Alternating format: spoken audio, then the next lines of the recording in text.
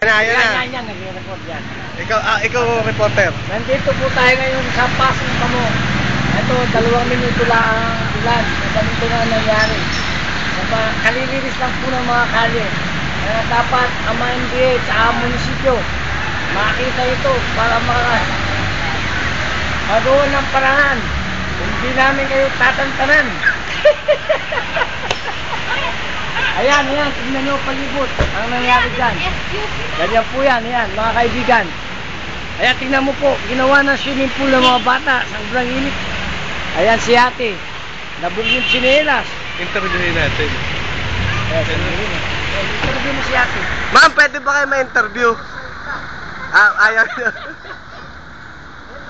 Para sa mga bata, pwede dito. Sabi mo to. Dito kayo. Channel 7 yan, Channel 7. Hindi! Channel 8! Channel 8 to, Channel 8. Ito, mga... Halika dito. Halika dito. Halika. Makikita mo mamaya sa Channel 8. Halika, dito ka. Interview. Madinig ka. Ito. Hindi, Channel 8! Channel 8.